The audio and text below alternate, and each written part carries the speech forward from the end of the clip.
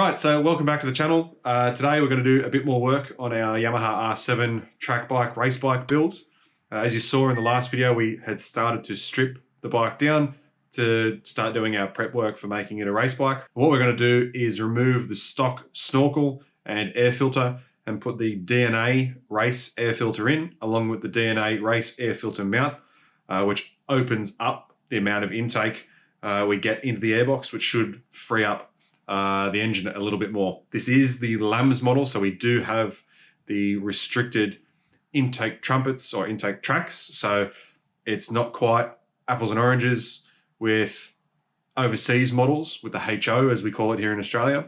But we will do this and then we'll get it on a dyno and see what it does. What we're also going to do as well is mount the throttle plate. So we'll take the learner approved motorcycle scheme one off, which has a big tang down the bottom. Some people cut that away. What we've done is just spend $30 on the one that's designed that you can find on eBay, which is essentially what the throttle plate that you find on the HO or the international model. And we're going to put that on as well, run it through the dyno, see what differences it makes. That way we can kind of see the tuning that we're at.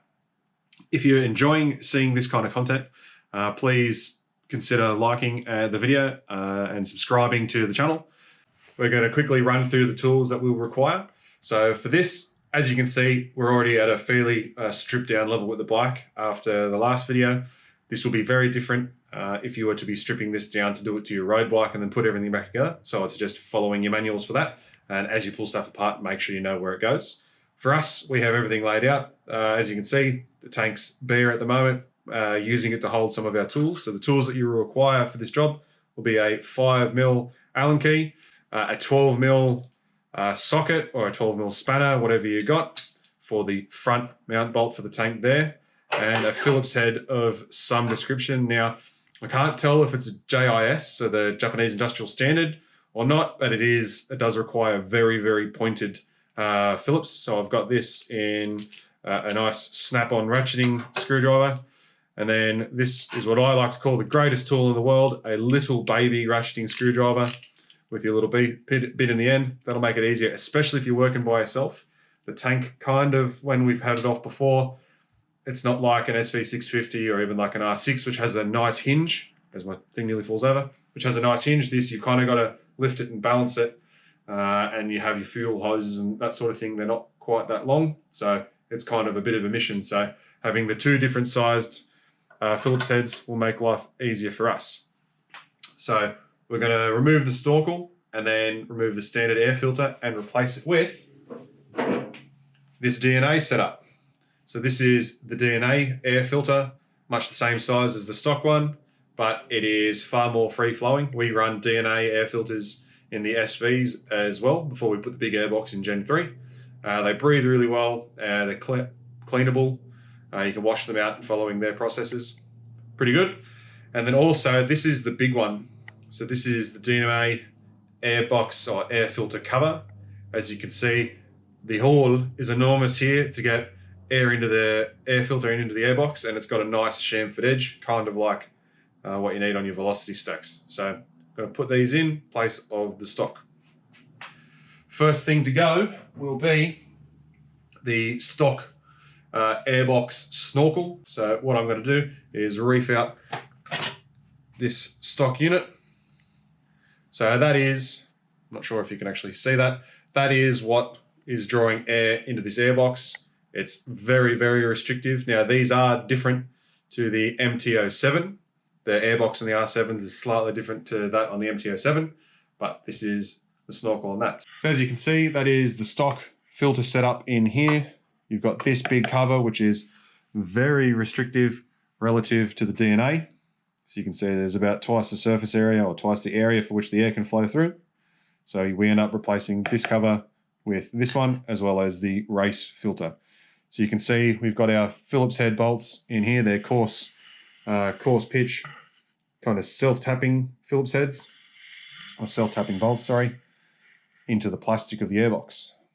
But before we can do that, we need to take the fuel tank off or release the fuel tank. So using your 5mm Allen, you'll undo these two bolts, come across to this side, same thing. Now these brackets are a very, very snug fit to the frame, which does make it slightly difficult when you want to move things about. Make sure you don't lose the washers. And if you see up the front of the tank here, there is your 12mm. Just don't do that. Now, I thought that that was going to be the hinge, kind of like on the SV or the R6, but it's not. It's just a rubber mounted surface there.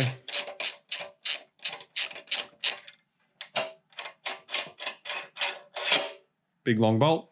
Alright, so like I said, it's a pretty difficult lift. And you can see all this hosing down here makes it a bit more difficult. We can take it off at the front, which does allow it to move around a ways more. Just hope it doesn't fall. Hope they don't have blasters. So there is 5 bolts which holds all this together. There's the 4 holding this lid in.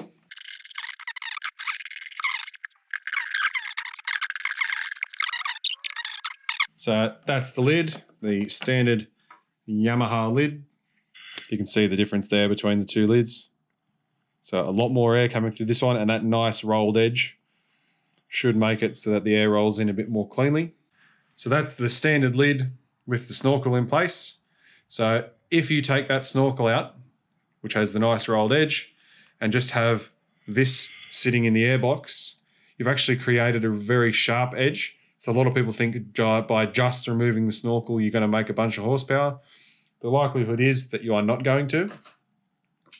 You may make 1 or 2, but it's not going to be a massive leap like everyone thinks. That sharp edge is creating quite a lot of turbulent air into the air filter, which doesn't help when it comes to airflow into your airbox, that sort of thing.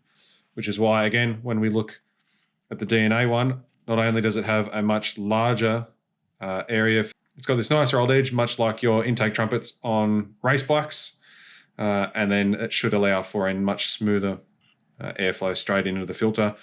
There is a 5th bolt down in this hole, which is holding that filter in. So we've removed that. And there goes your stock air filter. You can see it's fairly restrictive in there. There you have the 2 different air filters. Again, you can see this one's far more restrictive. The filtering surface is the same size as the hole, whereas you've got the DNA one here on your right. It's much larger. The DNA filter just drops in and uses the 4 main mount bolts off the OEM. Then we put on the top plate, the DNA top plate. Now this is directional, the same as the OEM. So if we look under here, you see there's cutouts in the bottom side and on the top. If you look into the airbox, you can actually see that these mount points are raised. So you're going to make sure these cutouts go to where that raised edge is.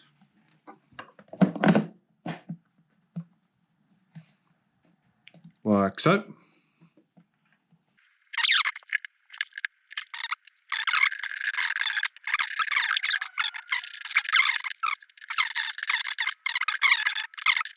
The tank is all mounted back up. As you can see, the DNA air filter is nicely in there. Good to go. Now, depending on your race series and rules and regs, this is probably the best option if you're going to keep the standard airbox. Get as much air in there as you can. For us, though, with our rules, or currently, there's not a huge amount of rules when it comes to what we have to follow. It just has to be, it's an engine capacity limit. We are going to run the Horde Power airbox replacement. So this should make a bunch of power, or at least allow us to tune to make a bunch more power. You can see there is a substantial air filter on that. So it completely removes the airbox. And then you have your intake runners here, which go to the back of your throttle bodies.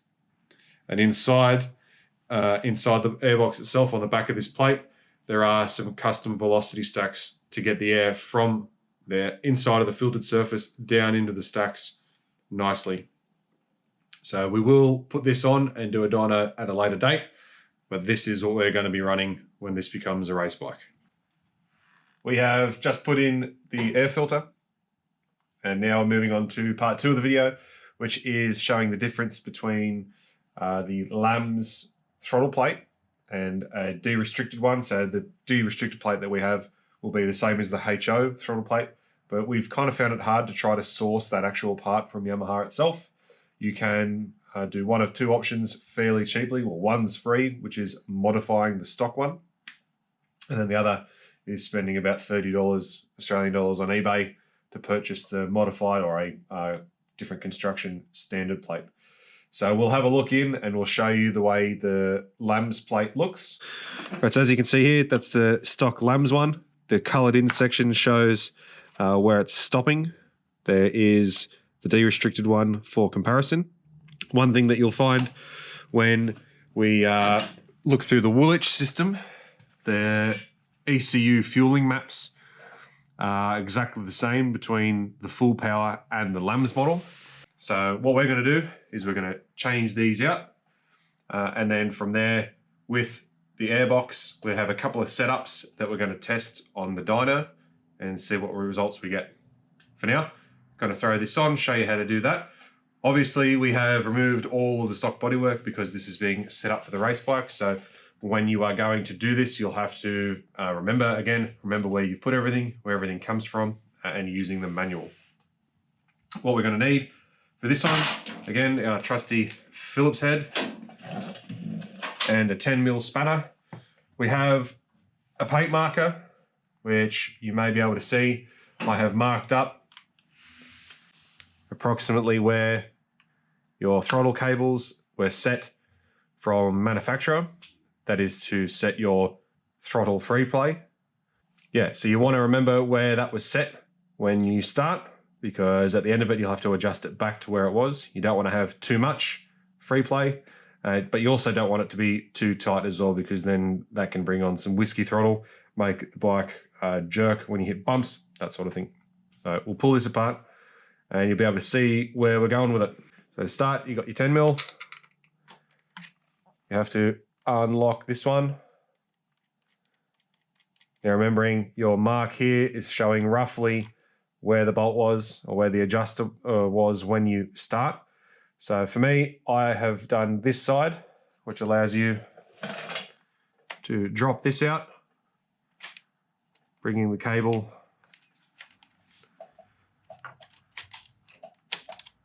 out of the plate, get that up out of the way. You can then back this side off. You can see it's starting to adjust away on the adjuster in here when you're hand turning this one out. You can then pull the wire through, throttle cable through. There's a nice little part of the airbox here, pod, which allows you to just get them up and out of the way. And you get your Phillips head.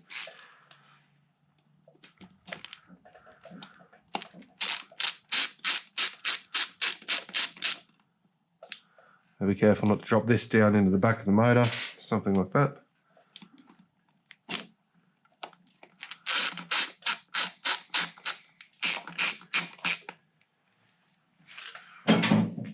So I'll just do a quick comparison between the two. That's the stock Yamaha LAMS, this huge section here, which restricts the throttle. Now this is just cheap off eBay, 30 bucks. You can cut this one, the OEM back one yourself. You do have to be careful when doing that though, because you can actually cut too much away and you'll be able to rotate the throttle tube too far and you'll actually get it to go past 100% throttle, bringing it into 100. Some people have accidentally brought it through to 105% throttle. Now that doesn't mean you're putting more and more throttle in. What that means is you're actually turning the butterflies all the way over and you're actually starting to close the throttle body again.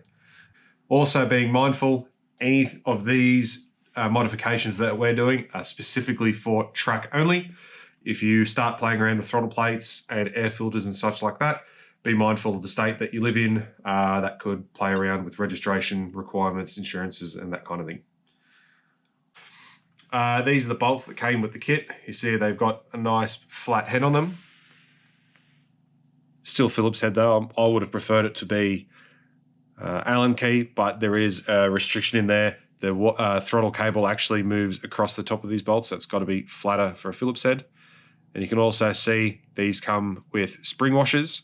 Now, you've got to be careful when using spring washers on a lot of the bikes, especially when you're bolting something into aluminium. With the spring washer, I'd be careful with that. You'd have to tension it up. If you can see or feel that spring washer close, once the spring washer is closed flat, then you do 1/3 or 1/4 of a twist. Don't try to turn it any further past, because then you're going to be locking the spring washer closed completely against the surface. And being that it's aluminium, you might strip the aluminium threading, and you don't want to do that on your throttle bodies because that will be an expensive repair. So I'll go ahead, put all this on, and then we'll see how we go.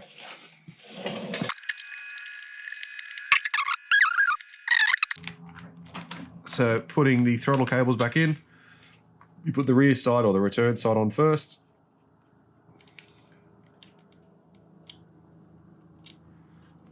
Like so. Pull this one through so that you have slack. So it is the reverse of putting it on, but for ease of remembering. It can be tricky, as you can see. Trying to do it one-handed so the camera can see makes it even more difficult.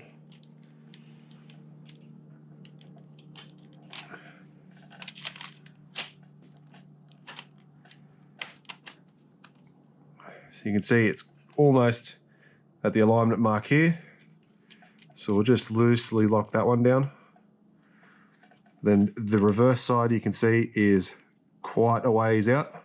So when you're adjusting this one back up, you need to make sure that this nut is up in the housing so that it moves as you're tensioning.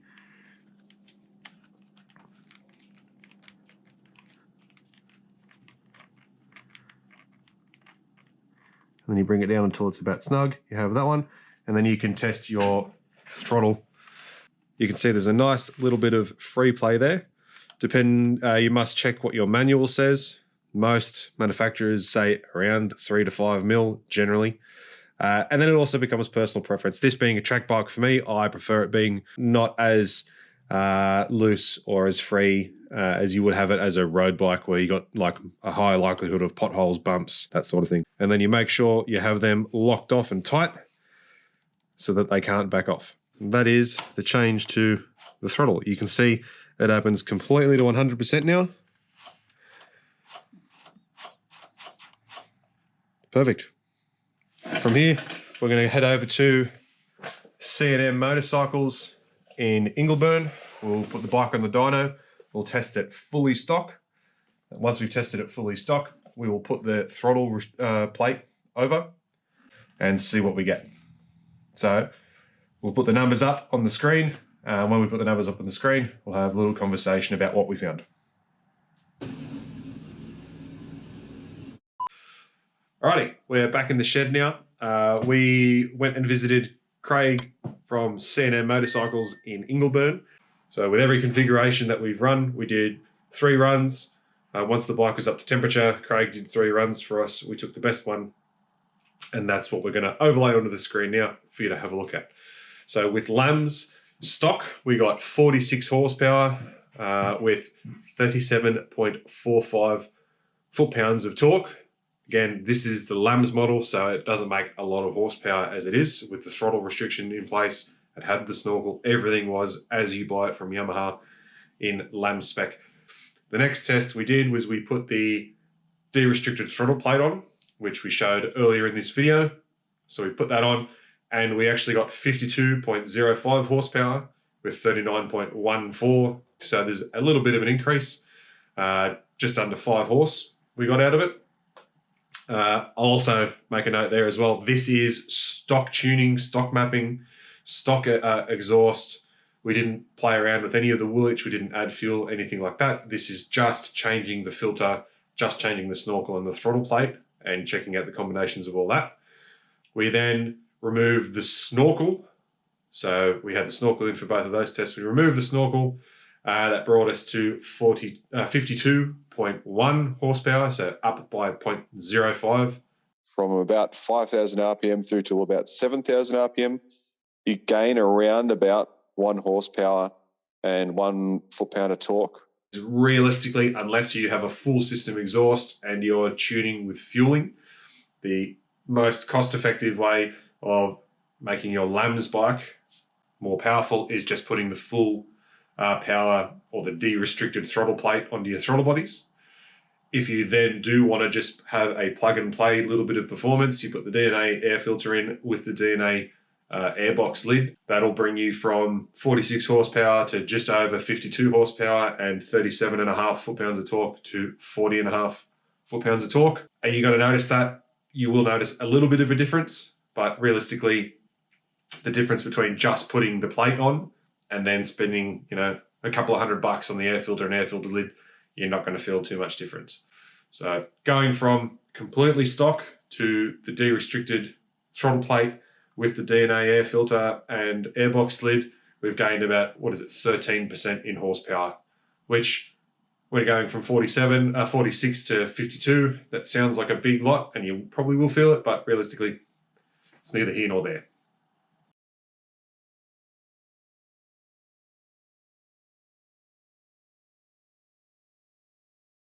Once you're done, you don't want to have too much throttle free play or not enough throttle free play.